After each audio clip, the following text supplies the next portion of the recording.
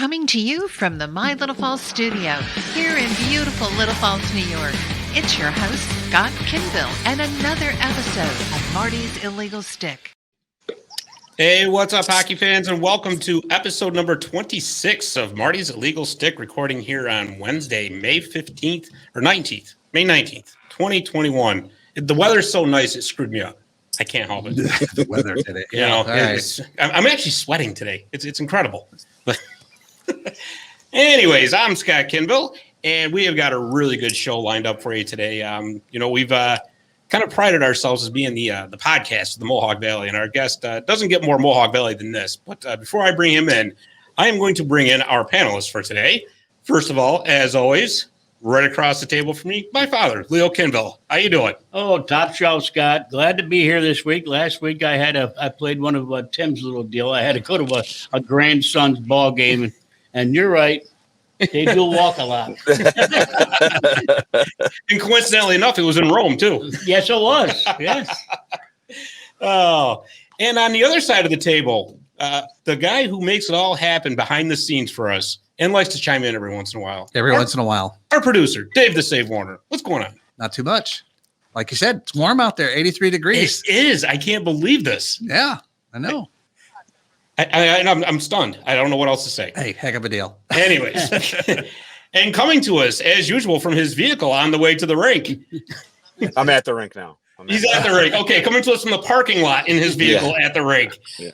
Mr. Jeremy Roberts. You know, Jeremy, I got to thinking you need a nickname because everybody else got one.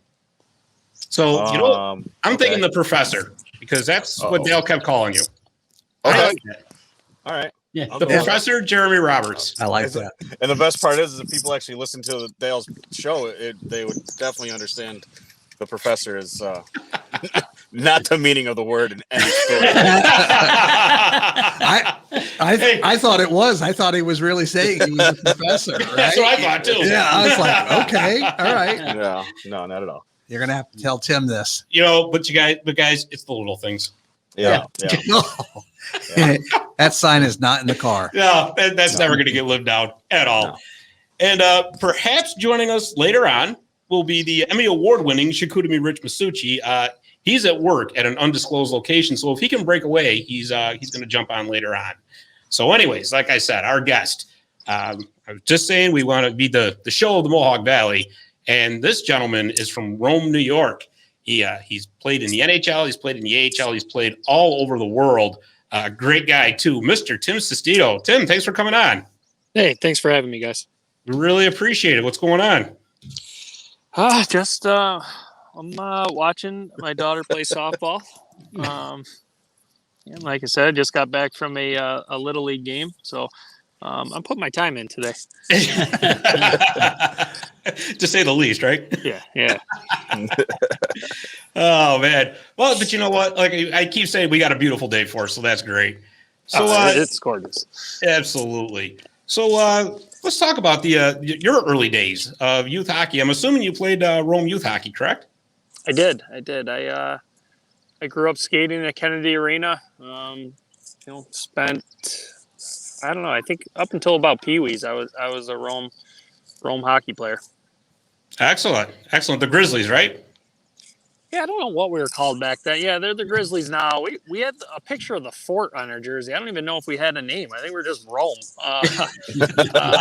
Yeah, things have changed a little bit since I was there, but yeah, that's where I cut my teeth with the game. Nice. So I'm assuming from there you went into. Did you play high school at all before you made the OHL, or? I did. I got 1 year in. My second year Pee-wee moved out. I started playing out in Syracuse. They were the Stars then. Mm-hmm. Played with. We had a couple good teams out there. There's a lot of local talent around. Robbie Schremp and Dustin Brown were out there. Cool. So and then I played 1 year of RFA, which was a great experience, and then juniors, and then the OHL. Nice. So you got drafted into the OHL. Was it 2000 or 2001? Oh, that's a great question. What did I eat for lunch today? I've had a lot of yeah, I think it was 2000, and I started playing in 01. Out there, 01 to like 05, something like that. Right, and that was for the Plymouth Whalers, correct? Correct. Yes. Yeah, I was doing a little bit of research on that, and it seems like almost every player that came from Central New York has actually played for the Plymouth Whalers. I know your brother Tom played for him. Robert Esch, I think, played for him as well. So the pipeline from Central New York is strong. Yeah, I mean, I remember as a kid talking to Rob about going out there. So, that definitely helped make the move, but not an easy for, Central New York. I didn't really know what the Ontario Hockey League was before I got drafted. So it was nice having that person to talk to and kind of massage any fears that I had about going. So, and then when I was there, it was pretty fun to be able to play with your younger brother, who's a foot taller than you out there too. So it was a good experience. I enjoyed my time out there. But you told everybody he was your little brother, right? All the time. All the time. How old were you when you started playing up there? Just turned 17. So wow. Yeah, so moved away from home early then. Yeah. It's you grow up pretty quick, but I lived with a great family out there, who I still talk to constantly today. So, made some good friends. But yeah, you have to grow up and kind of fend for yourself a little bit too. I have mom and dad to take care of you, and it was a great experience. That's cool. That's really cool. Because I mean, I'm 46, and like from my younger days, what I knew of the OHL was from the movie Youngblood. So I don't know if it was anything like that for you, but I think I watched that movie the day before I left, and I was like, oh man, what did I sign up for? Miss McGill. That's all I got to say.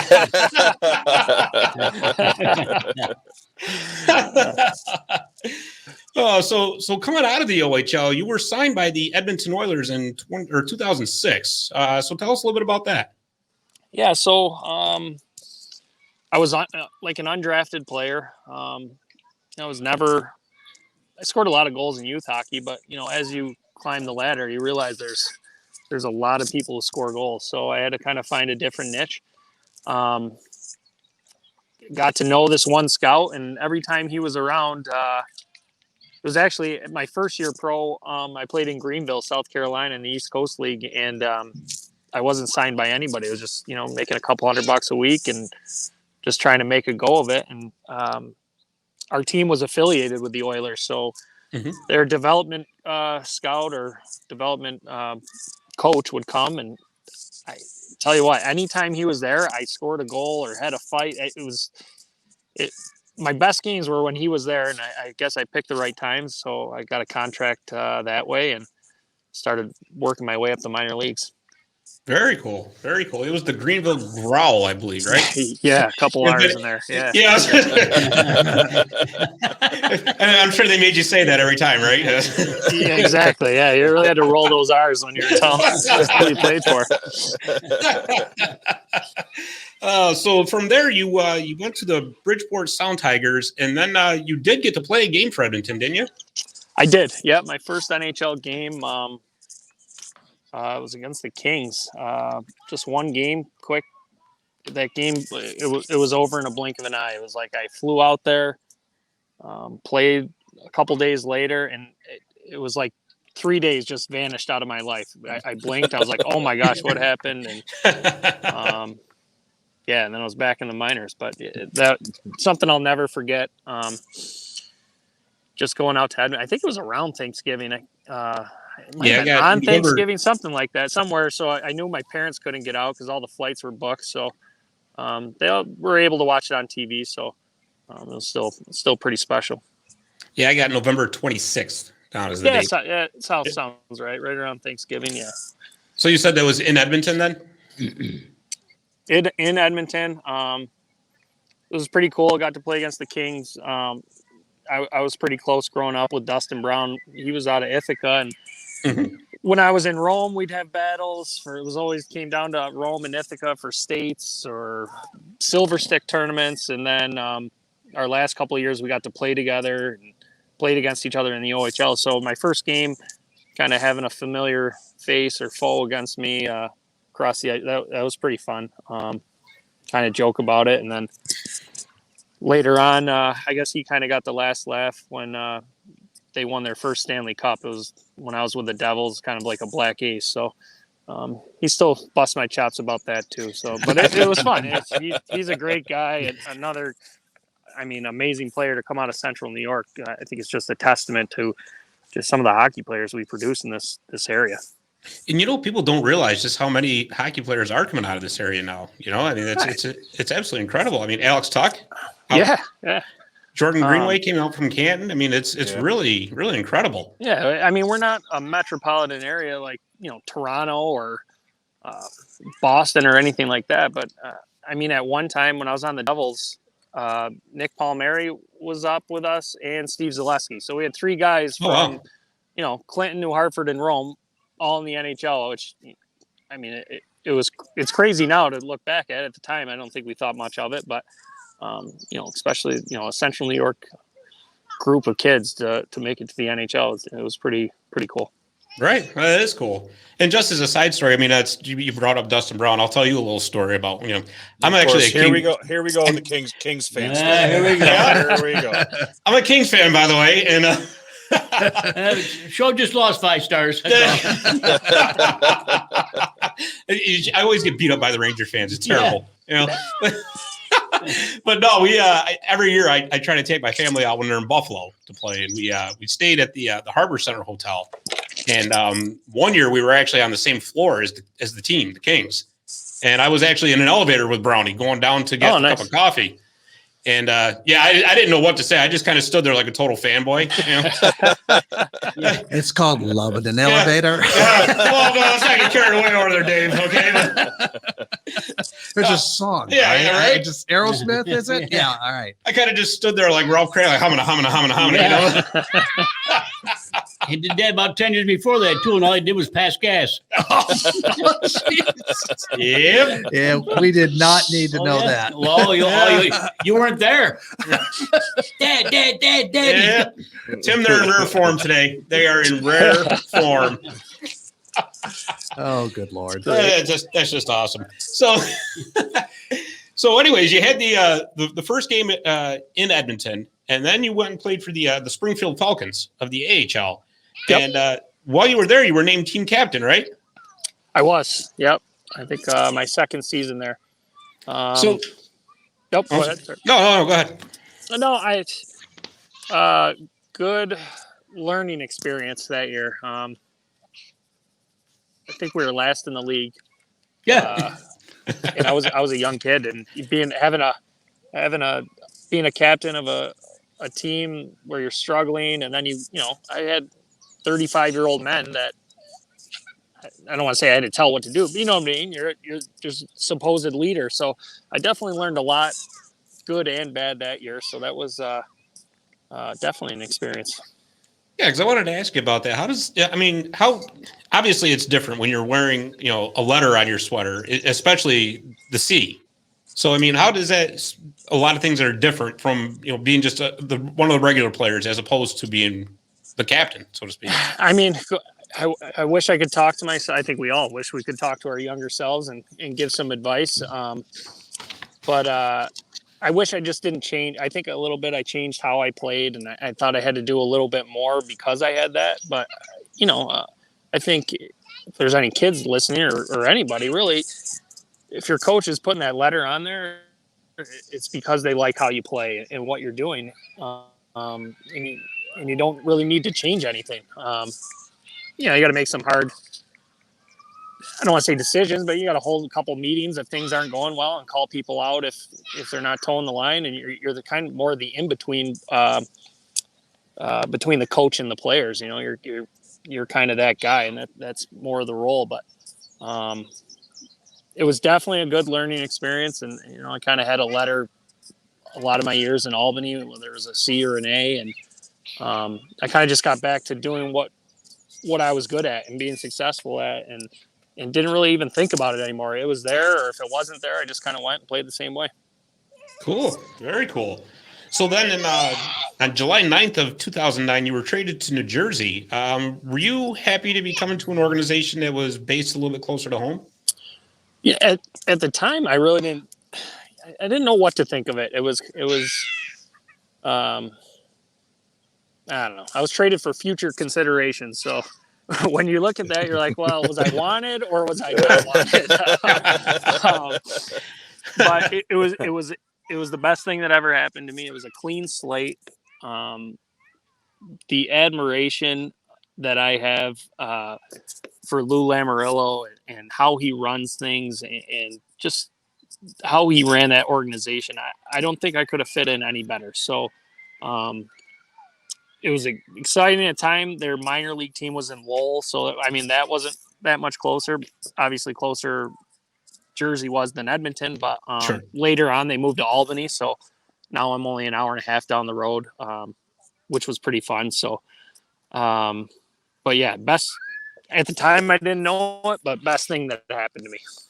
That's really cool. And it's too bad that they don't have a team there in Albany anymore, because the Times Union Center is a beautiful facility for hockey. It is. It's just a very tough market. It is. You've got a couple college teams. You got RPI, you got Union, Siena basketball. At the time, we had Glens Falls had a AHL team right 40 minutes down the road. So very tough market, but love my time there. The city's awesome. The fans who did come were great. I still talk to people that are there. So. Love to see them get a team because, like you said, the rink's great. It's a great setup. We hosted a couple exhibition games, Rangers Devils, and they were packed and it was loud and you could see what it could be. So, absolutely, love to see it again. Yeah, definitely. I mean, actually, at first when they were the River Rats, they were drawn well, but I mean, it's just sometimes it's like with anything else, kind of the newness, I guess, wore off. Certainly. But. Hey, now that the Comets are affiliated with the Devils, you're gonna go in there and say, "Hey, listen, I'm a former New Jersey Devil here, okay?" So, yeah. I don't know how much pull that has anymore, but I'm excited. I'm excited to see them. Hopefully, there's a couple faces that were around, like training staff, and but I'm hoping for good things. I don't really have a favorite team anymore, but I got to root for the Devils just for how much time I spent there. So, I hope they do well and give Utica and the Mohawk Valley something to cheer about this year. Yeah, I think it'll be great. I mean, they got a 10-year agreement now, and I think the future definitely looks bright there. So on May 5th of 2012, you played for the Devils in a playoff game against the Philadelphia Flyers. It was the Eastern Conference semifinals. Tell us a little bit about playing some NHL playoff hockey. That's kind of a funny story. So I was a black ace, which means, our season in the AHL ended and they bring up a handful of guys and you practice. You don't practice with the team. You kind of practice by yourselves and just stay in shape just in case somebody's hurt or injured. And I mean, hockey players, they don't come out for any reason. We had guys playing with broken bones and they didn't come out until after the playoffs were over and tell you. But that game, I got a call real late the night before. It was like 11:30. I was in my hotel room. They're like, be prepared because you might play tomorrow. I was like, oh, man, what is going on? I was surprised.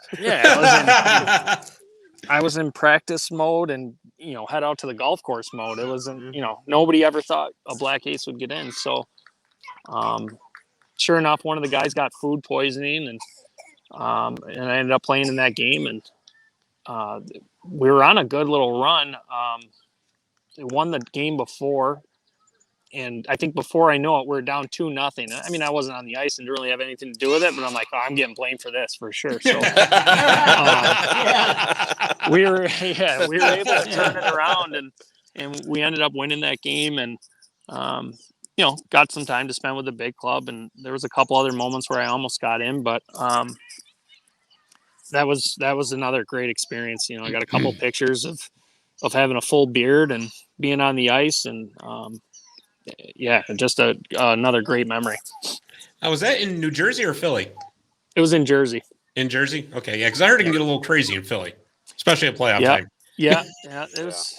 Those were fun games to go to. I would travel with the team and go up and watch from the press box, and those fans, they would get after it. And man, it's a fun place to play too, though. That's cool. I mean, and actually, you know what? Being the Black Ace, I mean, you had the best seat in the house for the games. Oh, it was great. I mean, they had candy bars and food up there too. So Tim gets the call and he's like, you know what? I'm not going to play. I'm just going to stay up here. I got food poisoning. Let me come to the game. Right. Somebody else play. Oh, it was great. Being a Black Ace and traveling with the team, it was the press. Man, they get treated like gold. You should see some of the spreads they got up there. So I was living it up when I was up watching from the press box. So yeah, like you said, best seat and best food in the house is perfect, and it was free. You know, yeah, even better. Yeah. There it is. You know, I'm not getting treated like that. I want to renegotiate. Now, hold on. Don't get any ideas over there, because I think I'm going to quit my job and become a writer for real. I mean, that's it. Yeah. There you go. You know the way the world. He gives me warm water. Listen, you didn't negotiate right your contract. Yeah. Okay? Thanks, Dad. Yeah. Oh, So listen, July of 2015, you decided to leave the States and go over to the KHL. You signed with Dinamo Riga of the Continental Hockey League. So what's it like over there? It's got to be a little bit different, to say the least. That was a culture shock. It really was. That was the first time, I didn't have anything in the States really going. There's a couple teams that might have been interested, but they're, kind of waiting, and they didn't know what they were going to do. So it was definitely a period of uncertainty, which, isn't fun, especially when you got a wife and a couple young kids. So my agent called and he's like, "What do you think about Russia?" And I was like, "Excuse me?" And then he told me, he's like, "Well, it's not in Russia, it's in Latvia." I'm like, "I don't even know where that is. What? That's a place?" It's like Russia light. Yeah, exactly. It sounds cold. I don't know where I'm going. Yeah. Visions of Rocky IV dancing in his head. Yeah. It was nerve-wracking. So I had to make a decision. I think I had about 24 hours. So I made a bunch of phone calls. I had some former teammates that played over there. All you heard were the horror stories of people being paid in paper bags and getting robbed or not getting paid at all. So very nervous about going there. Very glad I did go.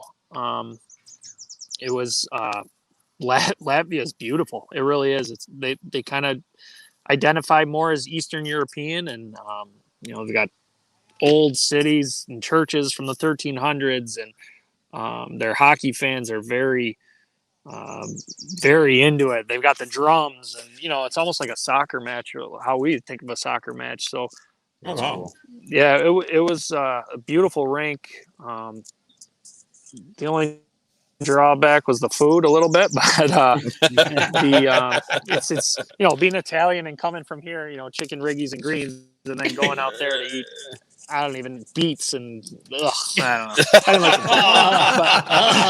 know. I didn't like it really was. It was a great time. First year went really well. Second year was maybe I should have stopped after the first year, but it was a really good experience. Actually, once I knew it was safe and a good place, my wife and kids came out, and they loved it. It's a great place to have for families, and they cater to kids, and it was a great country, and I really expect, and hopefully after all this COVID nonsense goes away, to get back there and just kind of visit some friends and just see the countryside again. Well, that's cool. That's cool. I mean, actually, the Iihf World Championships are there starting Friday. Yes, they Riga. are. There, yeah. That's cool. So, how is it? I mean, did they speak English? I mean, I know that sounds kind of like a foolish question, but if you think about it, going over to Russia, or a Russian satellite state, so to speak, was everybody speaking Russian, or was it English? Or so yeah, I got lucky. So Latvia, there's a ton of English spoken there, so that was nice. Okay. But as soon as you hopped on a plane and went to Russia, it was minimal Oof. At best. So I loved all the home games when we went on the road. It was a different world over there. It really is. It's I don't even know how to describe it. Moscow's really nice, and St. Petersburg, and then you have everything else. It's just tough. It's. I don't know if anybody's watched the movie Chernobyl, or the show, but it's just like that. It's just brick, rectangular apartment buildings and buses that haven't been upgraded since 1970. That was Russia in a nutshell for me. But hockey-wise, it was different, and was able to find a little success in kind of taking some of the North American game and bringing it there. And but yeah, they do things differently, and you know what? You're not going to change them, so you're going to have to find a way to adapt. And I was able to find a little bit of success while I was over there. Yeah, and I mean, people don't realize just how big that league is. Oh, I mean, they have teams all over Asia. Yeah, we were in China. It was like a 14-hour time zone different. I don't think we would stop midway. We stopped in Siberia to refuel. Yeah, it was. Yeah, like I said, it's vast. They had teams in Finland at the time. There's a team in Croatia, Slovakia. So they had a few other countries we'd get to see. So it was a really good experience. But the way they play the game and think it is definitely different than how we do over here. Oh, I bet. I mean, especially with all that travel, that must have made it really difficult at times.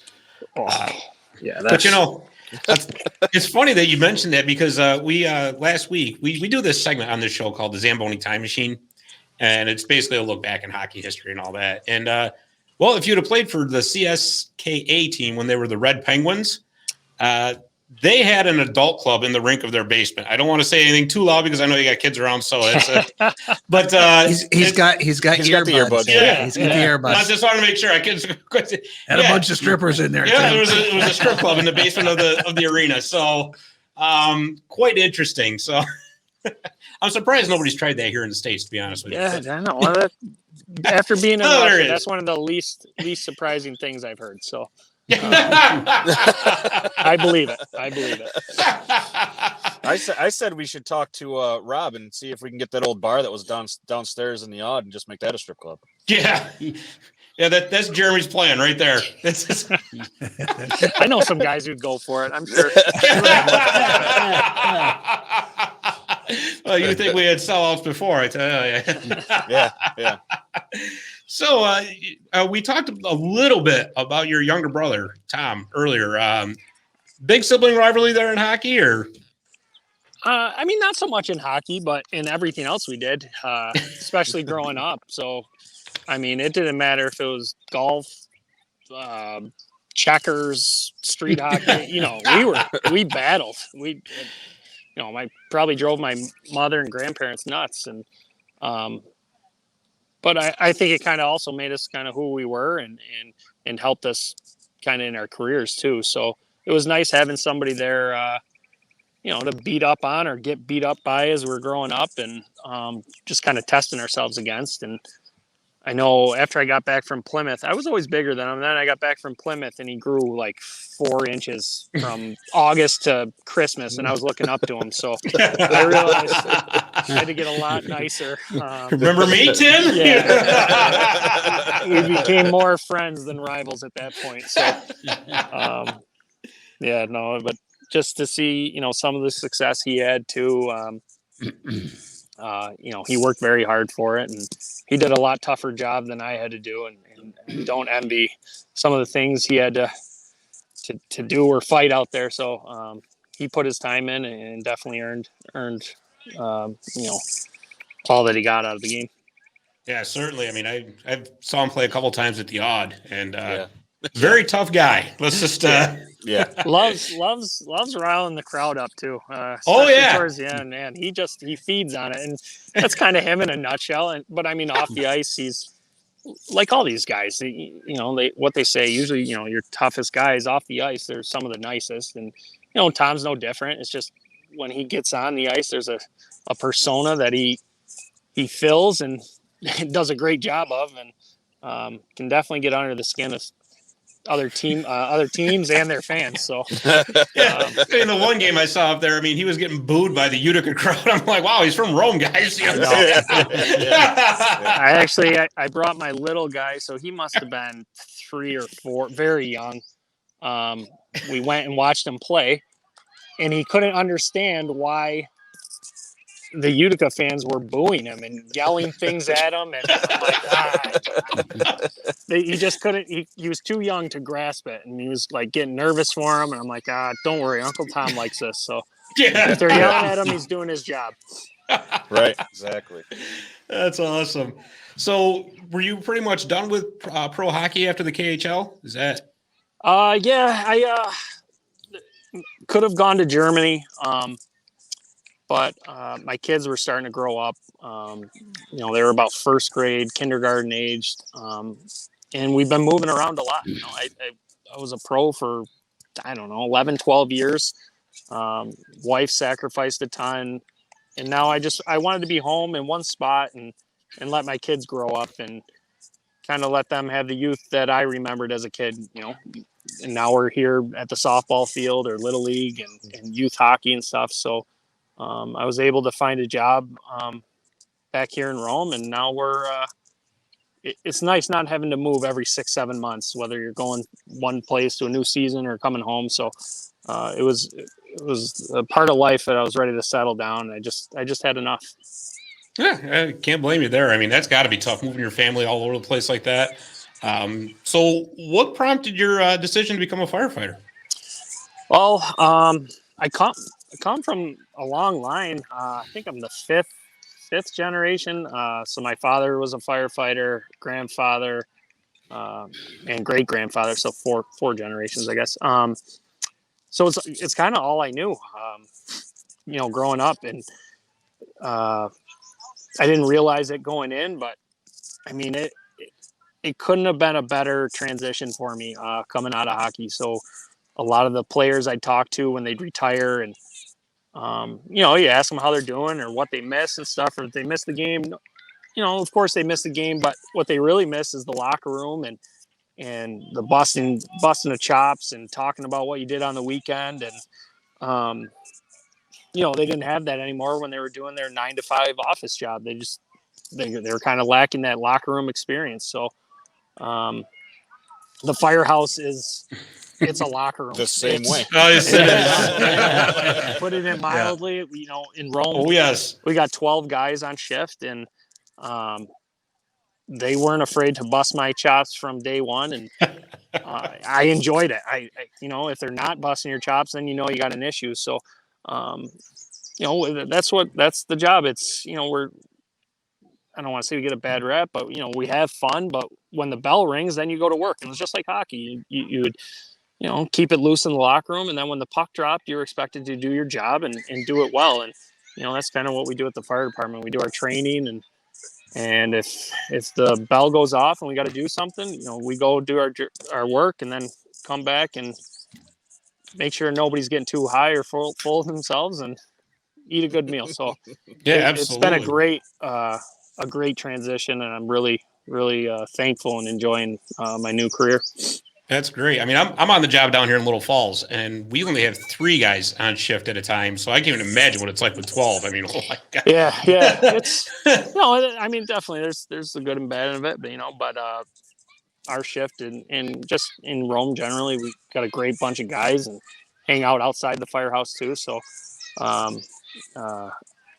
really thankful and to be a part of it now. That's awesome. That is awesome. So you are still involved with hockey, though. Yeah. Couldn't convince my little guy to take up any other sport. I tried, but he gravitated towards hockey, and it was only natural, I guess, to start helping out. And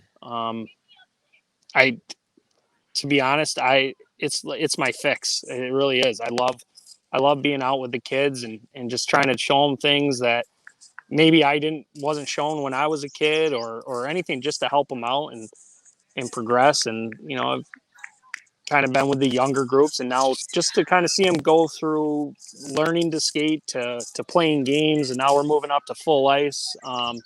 It's exciting stuff. So it kind of keeps me involved with the game. And then also to see my son do something he enjoys, and then I get to be close because I'm right on the bench. So it's been a great experience. That's great. You're coaching with the junior Comets, correct? I am. Yep. Yeah. Very cool. Very cool. Well, Tim, I can't begin to tell you how much we appreciate you taking the time to come on here and talk with us.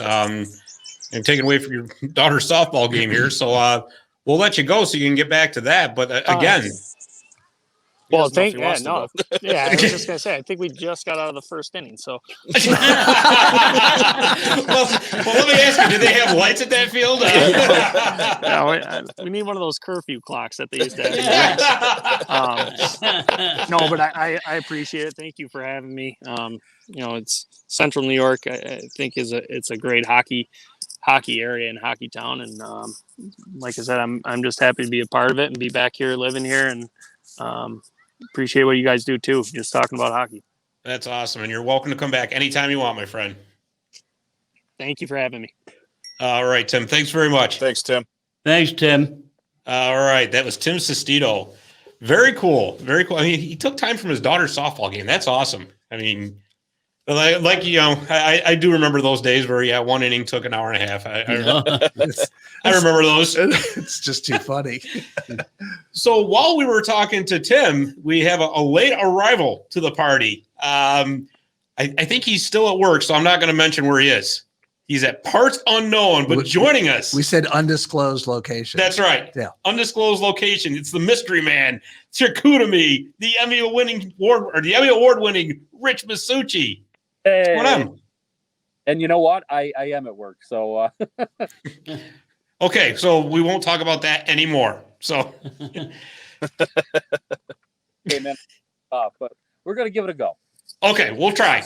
So we're going to end the segment like we always do with Breakaway Trivia. So you got here just in time for Breakaway Trivia.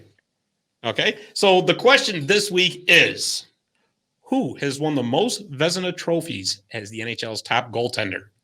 The answer when we come back. Visit My Little Falls and stay connected with the latest news, information, and events in the city. Our mission is to generate interest in the community and connect residents in a more meaningful way by facilitating deeper conversations about how these stories will shape the future of Little Falls, New York. Join thousands of weekly visitors who stay up to date with feature stories, interviews, videos, and our events calendar. It's about timely local news for the community, keeping citizens informed about important issues, telling stories about the people who live and work here, and giving locally owned businesses the opportunity to reach a very targeted audience of local residents and tourists alike. It's a whole new form of media-rich content developed specifically for today's mobile lifestyle and listeners. You can download our iOS app in the iTunes store or sign up for our weekly newsletter. Stop by today at mylittlefalls.com. You'll be glad you did. And we're back for segment 2 of Marty's Illegal Stick.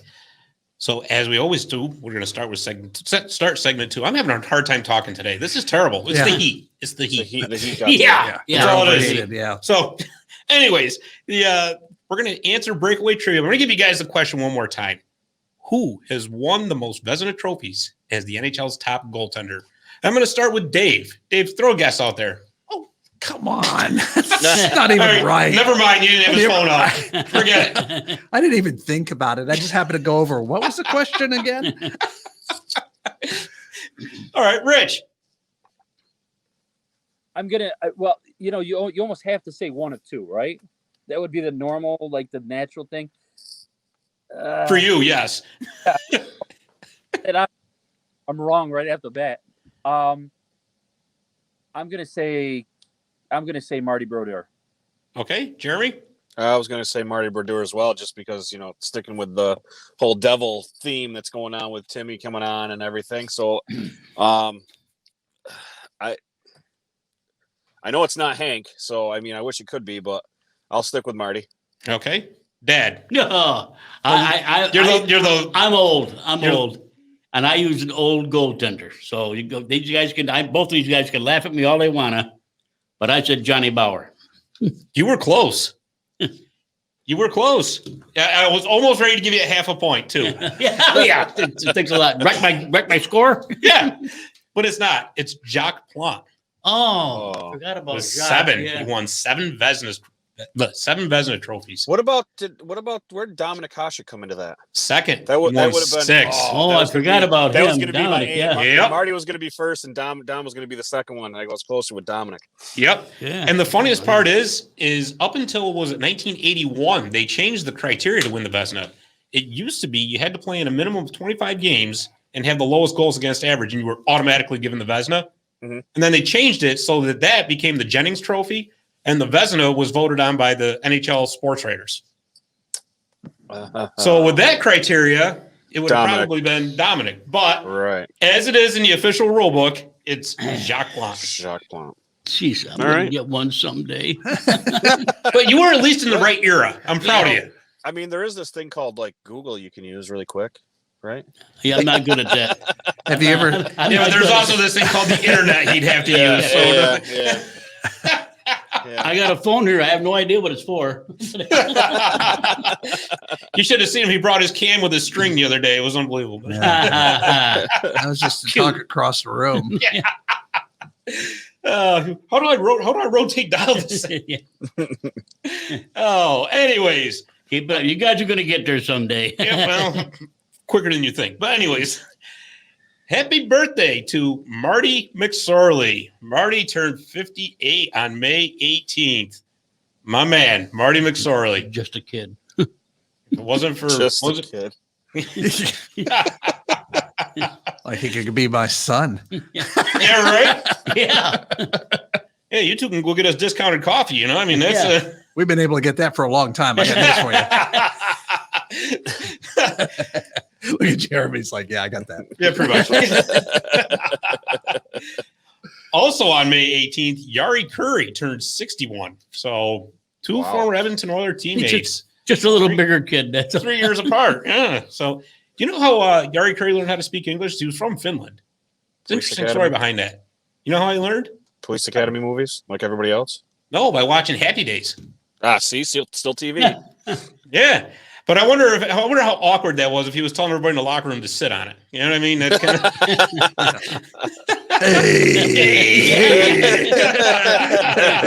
Hey, go skull go. Oh boy, yeah, the things we think of on this show. So the NHL playoffs are in full swing. So what are you guys' thoughts? Any surprises? Does anybody want to change any picks? No. Rich, I'll go to you forgot. first since you have a team that's still in it. So Actually, man, that Boston series with Washington, that was I'm totally invested. But the other thing that's kind of funny is what happened there? I got all like, yeah, what happened? Wherever you are, you're experiencing technical difficulties. As far as the Penguin series, man, I mean, the Isles took that first. I got a little nervous. That last goal went in off Jarry's. Something with that glove, man. I don't know what it is. Penguins just cannot find a goaltender that's got a strong glove. Meanwhile, Fleury's over there lighting it up with Las Vegas. So, Well, I guess so. it's hard for me to think back that we actually what did we do? We gave like a draft pick. Yeah, a second round draft pick. Oh, I wish we had a goaltender. Imagine that, right? That's a really entertaining series. I mean, I was watching that Minnesota game last night. Wow, man, I will say I'll give them a little more credit than I did originally. I know they're a grinder team. And I was like, but man, they're going to be in it. They're tough. They really are. Minnesota is just one of those teams that nobody wants to play. Yeah. I picked them to go. You did too. I picked them to go. But your other pick, St. Louis against Colorado. Oh. Yeah, I keep watching that game and I'm going, all right, somebody's got to I don't know. Something's got to happen. Something I don't know. They got to take like a bunch of energy drinks or something. Something's got to be going because Colorado's just buzzing around the ice. Man, Colorado looks so good. Good. Oh, it's like watching Indy cars to stock cars. Like there's just no comparison. Yeah, it's absolutely unbelievable. I will tell you what, that series, that Penn series, I can't watch. It put me to sleep the other night. What? I can't do it. I cannot do it. I don't know what it is. It's not. I like watching playoff hockey too. and I just cannot do it. I'm like, okay, come on, let's go. Let's go. Come on. Little faster. I'm actually very surprised that Barry Trotz started Semyon Varlamov for game 2. I am too. To be honest with you, I mean, I thought he was hurt, and it was a game time decision. I mean, I'm not trying to who am I to second guess Barry Trotz, right? Well, didn't he have him in Washington? Well, no, he didn't. No, Trotz didn't have Varlamov. No, Varlamov was in Colorado. Oh, okay. Sorokin played good in game 1. It's not like he was a slouch. He won. And I get it. Varlamov was great all year long. I mean, he pretty much got the Islanders to where they are. Right. But I mean, why not give the guy an extra game to heal up and get ready? But oh well. I think everybody kind of knew that series was going to be a long, grinded out series anyway. Yeah. Yeah. I'm starting to get nervous for those Florida Panthers, though. Yeah, I watched that game last night and sitting there watching it. You can see Florida's there, but now they go back to Tampa Bay, and I don't know. I don't think Florida's got it to just take over 2 games, not let alone 1. I mean, they got to break that goose egg off, and I don't think they're going to do it.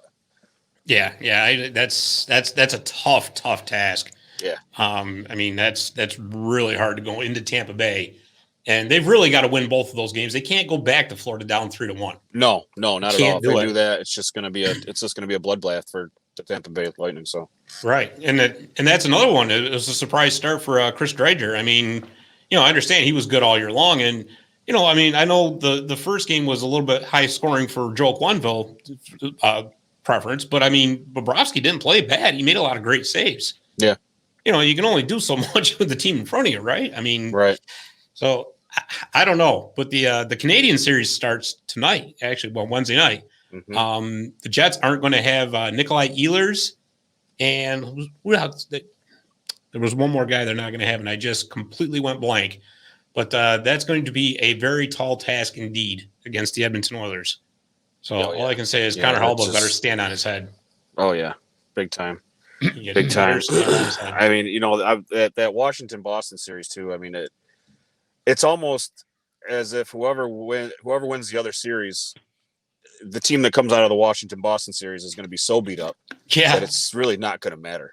They're just going to be. Look at Rich. They are going to just be so beat up. It's going to be ridiculous. These guys are beating each other every chance they get. I mean, I'm kind of listening to the game now, and it's still nothing, but. I mean, they're just banging each other. That's all they're doing. look at Balboa Masucci over there.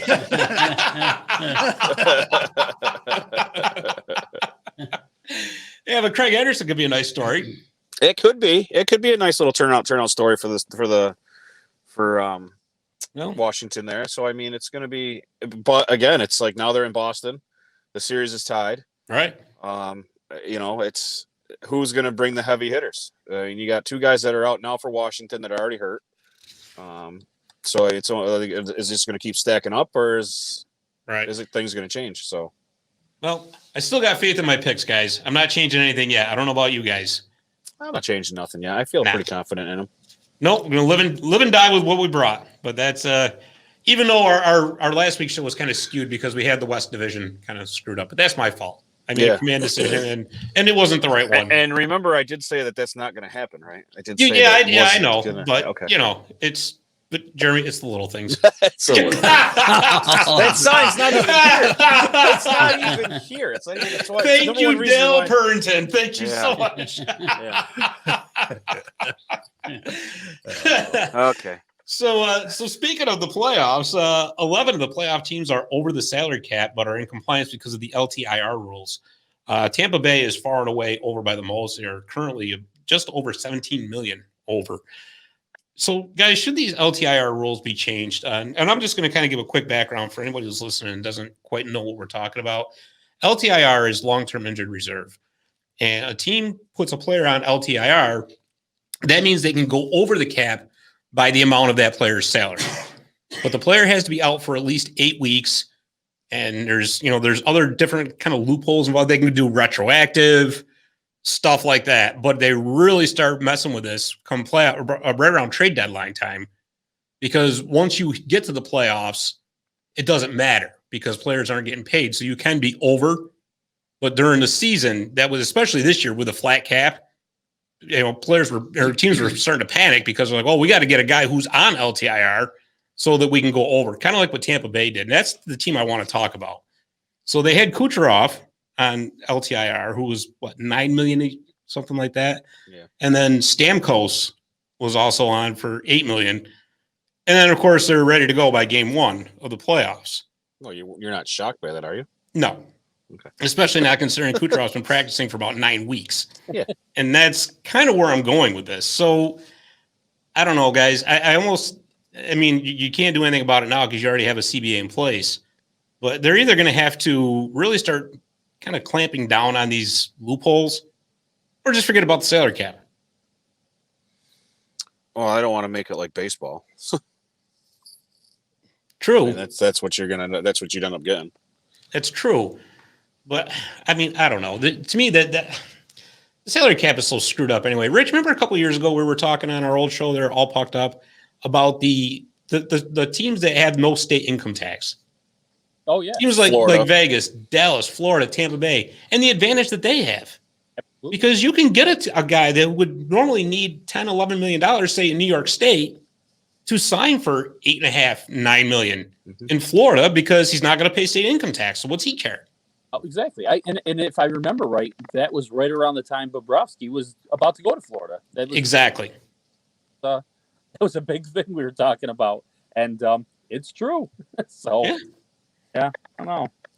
I don't know. I get the point of LTIR. I understand it because you're going to have somebody out long term.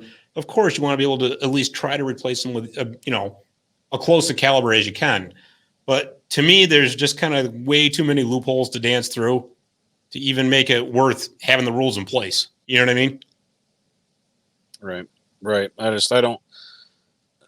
don't know what they really can do. I mean, if they do get rid of it, are they going to be able to compensate it somewhere? Are they going to figure out another loophole to use it? Right. I mean, that's the other thing too. I mean, you can also, you can't really healthy scratch them, but no. But I mean, you also have dead contracts getting traded all over the place. Remember Marian Hossa? Yeah. Marian Gaborik. Yeah. Pavel Datsyuk even when he was on. It's just kind of I don't know. Just kind of ridiculous to me, but I guess it is what it is, right? All right. So one last item, we have the IIHF International Ice Hockey Federation World Championship start this Friday in Riga, Latvia. Same place Tim Sestito was talking about. It is an Olympic-style tournament with 16 countries being represented. Some NHL players that did not make the playoffs will be playing for their countries, and the games will be on the NHL Network. So this is kind of cool.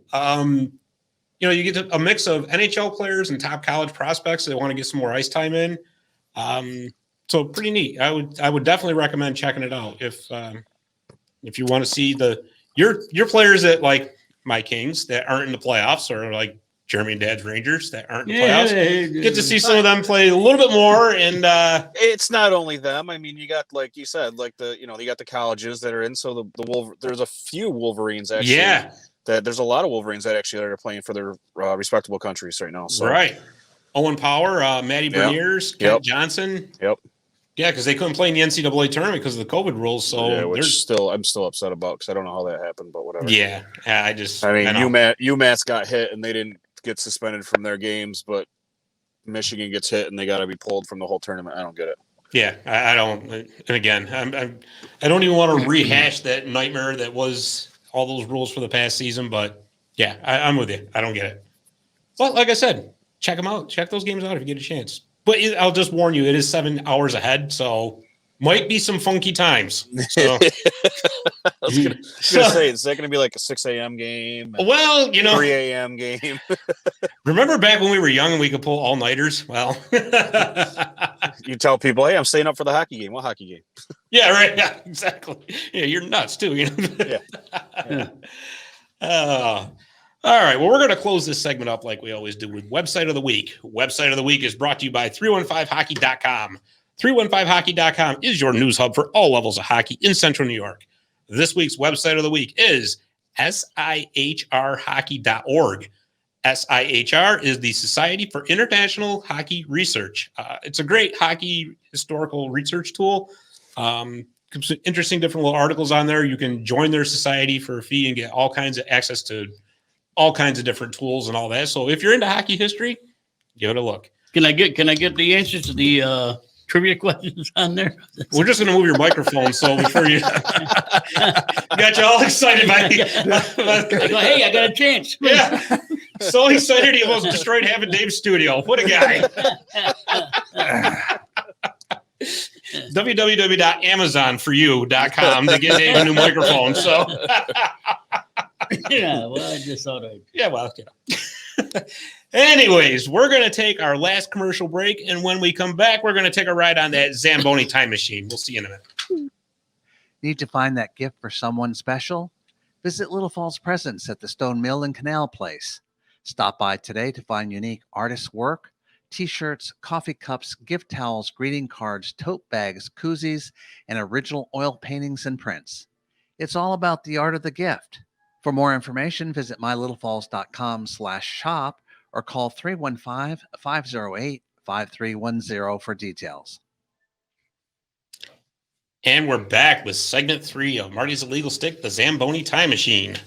The Zamboni Time Machine is brought to you by Zamboni.com. The Zamboni name is used with permission from the Zamboni Company. This week, the Zamboni Time Machine takes us back to 1959, when Evel Knievel started the Butte Bombers hockey team. The world-famous stuntman Evel Knievel had originally tried to be a professional hockey player before deciding on performing death-defying motorcycle stunts. He had tried out for the Charlotte Clippers of the old Eastern Hockey League, old Clinton Comets fame there, but decided he didn't want to play for the Clippers when he found out how much bus travel was involved. Returning to his hometown... motorcycle. yeah. So no bus travel. Let's go jump a motorcycle. Yeah. No, let's jump a bus with a motorcycle. Yeah. Or a bunch of buses, whatever, right? Yeah. So anyways, returning to his hometown of Butte, Montana, he founded the Bombers, a semi-pro team that he owned, managed, and played for. The Bombers' claim to fame was an exhibition game that Knievel scheduled against the Czechoslovakian national team on their way to Squaw Valley, California for the 1960 Winter Olympic Games.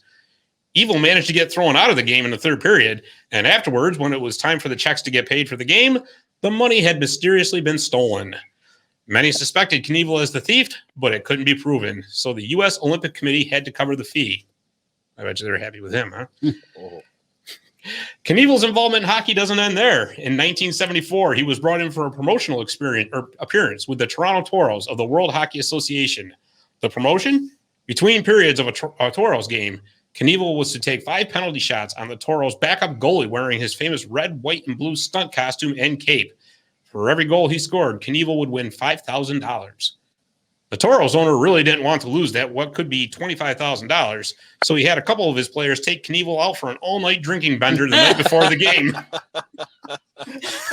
True story. Only in hockey. The players did their best, and they did stay out all night, but Knievel could drink with the best of them. And that night, Evel Knievel scored on 3 of the 5 penalty shots wearing his cape and costume and left Toronto with $15,000 in his pocket.